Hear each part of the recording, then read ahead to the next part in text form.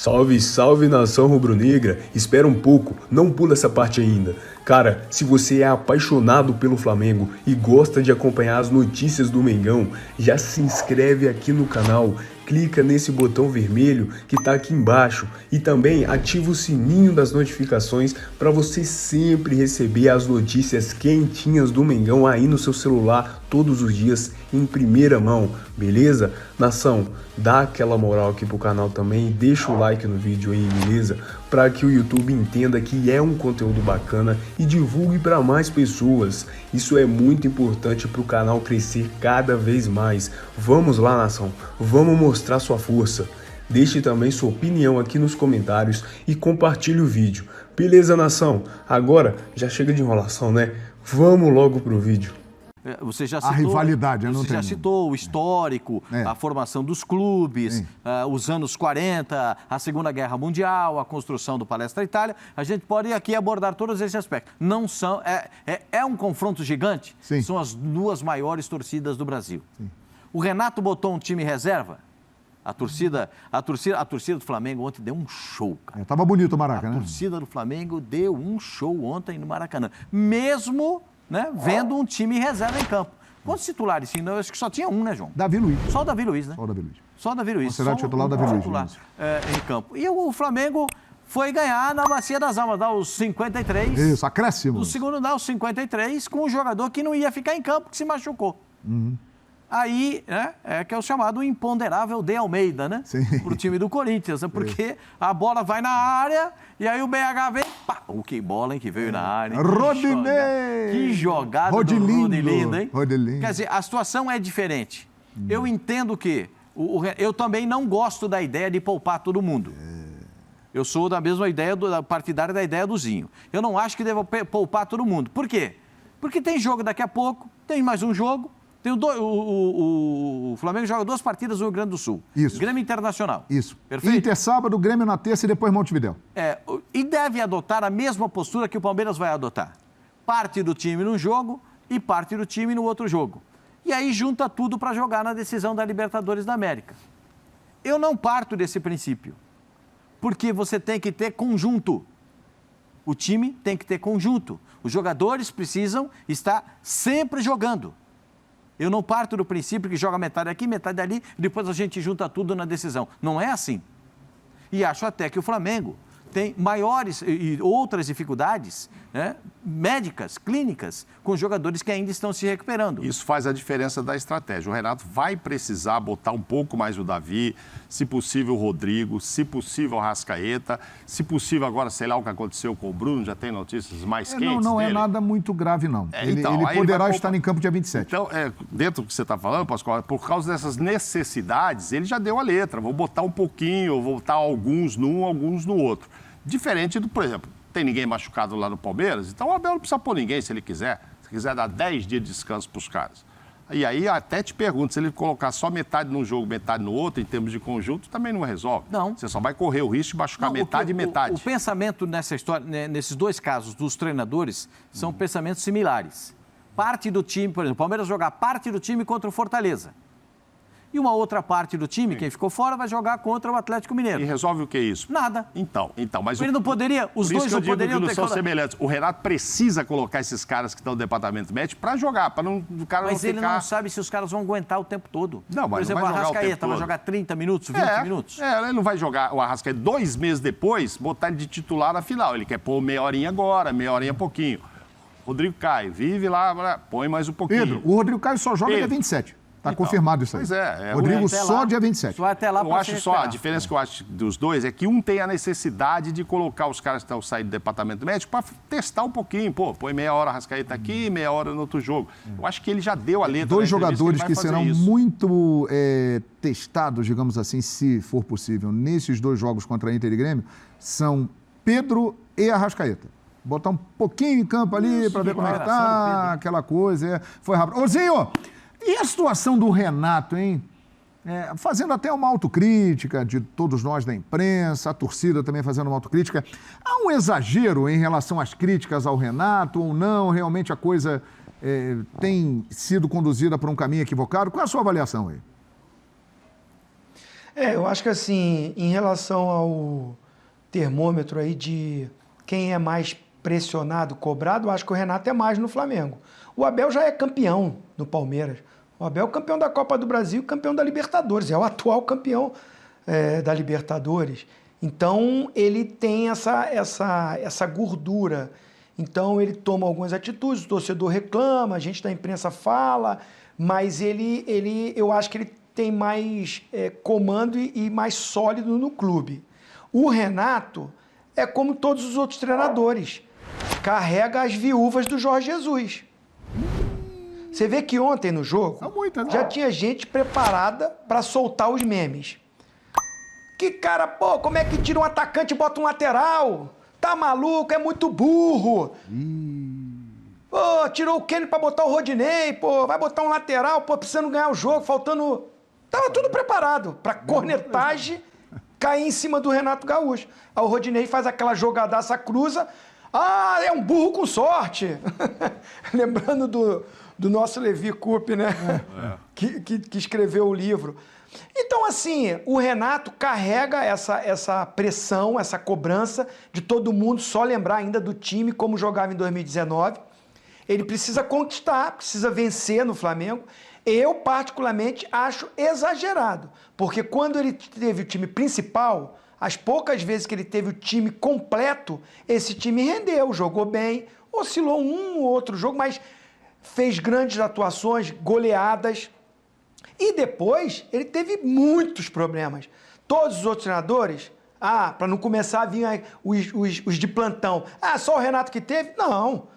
O Cuca tem, o Abel tem, o Rogério Ceni no São Paulo, o Silvinho, todos têm. Só que um time ficar tanto tempo sem 5, 6 jogadores, eu ainda não vi no campeonato. E o Renato teve isso, mais do que 5, 6. E muita gente diz que ele tem a estratégia de poupar. Eu não vi em muitos jogos ele poupando, não. Tinha jogos que ele até colocou jogador que não tinha nem condições ideais. Então eu acho, para te responder, João, um pouco de exagero, sim. É claro que o Renato, às vezes, na entrevista coletiva, é a mesmice, sempre a mesma fala, sempre é que o juiz não dá uma opinião tática, isso incomoda um pouco, mas eu acho que ele precisa de título no Flamengo, precisa conquistar para realmente o torcedor o abraçar. Ontem eu vi esse torcedor abraçando mais o Renato, até ele poupando o time todo, que eu também não concordei. 2 ou 3 poderiam entrar no jogo. Michael poderia começar jogando o jogo, o Andrés Pereira podia começar o jogo, né, porque são mais jovens, no mínimo esses 2 poderiam começar. E a torcida o abraçou porque o time alternativo, até o time C, tinha jogador do time C ali, jogou bem, jogou melhor que o Corinthians, encurralou o Corinthians, e o Corinthians foi uma decepção. Então, esse torcedor que queria festejar, que foi para o Maracanã para se despedir do time titular, viu um time com intensidade e se entregando e jogando melhor, esse torcedor abraçou. E o gol que saiu no final foi a cereja no bolo para o torcedor fazer a festa linda que fez. Mas o Renato, eu acho que está mais pressionado, sim. Renato Portaluppi falou da torcida, da nação, que ele ainda não conquistou. Renatão tratava bem a bola, hein? Fazia o que queria com ela. Olha lá, Pascoal, ó. Jogador. Olha lá no telão, Pascoal. O nosso Renatão, Mauro Naves também já aplaudiu muito o Renato, o Pascoal, o Zinho teve o privilégio de jogar ao lado do Renato. Renato foi um grande jogador e é um treinador com história. E ele fala da torcida do Flamengo ontem no Maraca, hein, Renatão? Essa energia da torcida hoje foi fundamental. Hoje a vitória é dela. É dela porque hoje, mais uma vez, a torcida do Flamengo deu um exemplo, deu um show no Maracanã. Essa energia a gente precisava, até porque era o último jogo que a gente ia fazer antes do dia 27. Enfrentamos uma grande equipe. A equipe se comportou muito bem os 90 minutos e o torcedor esteve com a equipe durante os 90 minutos. Então, no finalzinho, nós fomos premiados pelo que a gente fez hoje em campo. Uma belíssima jogada do Rodinei, com um gol muito bonito do Bruno. A vitória é da torcida. Palavras de Renato Gaúcho, Mauro Naves. Não, foi um espetáculo ontem mesmo e o time sentiu isso, mesmo sendo reserva. Quem entrasse em campo ali com a camisa do Flamengo ia jogar como jogou. como diz o Pascoal, sem tiriça, né? Os caras foram para cima, né? A energia, a vontade. Então, tava todo mundo não só querendo mostrar serviço pro Renato, tal, para a torcida, mas é porque não dá para não ir. Foi de muita intensidade. Acho que se ele não desse a sorte de vencer, ou até mais do que isso, se um chute só que o Corinthians deu lá, no final, fosse 1-0 para o Corinthians, ele não seria vaiado. Não era um clima para isso. Ninguém ia gritar Jorge Jesus lá, não. Porque o time jogou bem, né? Jogou bem o tempo todo. O cara ia falar, pô, faltou sorte, aquela história e tal, e ia entender, e estava com esse espírito de apoio mesmo, de despedida. Ele até se refere na entrevista que acha que ainda vai ter alguma coisa no aeroporto, que é comum a torcida ir lá, despedir também e tal. Vai rolar Aeroflá. Então. Sexta-feira. E aí ele não, eu acho que ele não seria hostilizado de jeito nenhum, porque o time jogou bem. Concordo com o Zinho que é isso aí, também podia mesclar um pouquinho. E aí ele, olha só, ele não ficou com medo de perder, não. Ele falou, pô, como é que eu não vou ganhar esse jogo? Aí pôs o Bruno, pôs o Felipe, sabe assim? Ele foi dando uma melhoradinha, pôs o Michael e tal, porque ele viu que estava dando para ganhar o jogo e não estava acontecendo. É diferente aqui, né? Que o Abel precisou colocar com medo do placar ficar maior e a coisa ficar pior para ele, pela responsabilidade que ele assumiu, como o Marcos disse aí, o goleiro. Eu havia dito, ele passou a responsabilidade para o Rogério Ceni, mas chamou para ele também, chamou para ele. E lá não, o Renato pôs um time mesmo, poderia ser mais alternativo, mais mesclado, mas que jogando, o torcedor não estava sentindo falta dos outros, não. Não estava, não. Só estava sentindo porque a bola não estava entrando, porque foi um vareio, né? Quando a bola entra, tá tudo bem. Não, foi o domínio do Flamengo sobre... Diga assim. Quem que foi, Tetra? Não, o João falou tudo. A bola entrou, resolve todos os problemas, né? Resolve todos os problemas. Sempre de João Avelino, né? E a postura do Corinthians também foi decepcionante, né? Claro. Jogou 90 minutos na defesa. Sim. Então, o Flamengo amassou, foi para cima e jogou bem. Mas assim mesmo teve dificuldades para fazer gol. Que cruzamento do Rodinei. E a caneta? E que cabeça. Caneta. E a caneta do Rodilindo, hein? Rapaz. Caneta do Rodilindo foi espetacular. O lance todo foi muito bonito, muito bonito. Essa do Jô aí, se ele levanta a cabeça, tinha dois jogadores para finalizar ali, ó. O GP e o Roger Guedes. Mas ele conseguiu abaixar a cabeça e cruzou do jeito que deu, né? Ele não enxergou o meio da área. Foi a melhor jogada do Corinthians. Foi. Depois só deu o Flamengo. A melhor jogada do Corinthians. O goleiro do Flamengo não sujou a roupa. Não precisou levar pra rouparia. A lavadeira não teve incômodo nenhum com a roupa do goleiro. Economizaram lá o alvejante, o amaciante. Economizou tudo. Sabão, água. Aliás, está precisando economizar água. Economizou tudo. Não sujou a roupa. O goleiro do Flamengo, do jeito que ele entrou arrumado, ele saiu arrumado. O Corinthians não me incomodou, a vergonha. Ainda pior é o treinador do Corinthians, depois do jogo, ele dizer que ele botou um time mais ofensivo que ele pôde. Jesus, ele perde o Juliano e bota mais um volante. Não dá para acreditar. O que aconteceu com o Corinthians ontem é outra peça do inacreditável. Como é que pode acreditar numa situação dessa? Agora, o Flamengo jogou dentro mais até do que...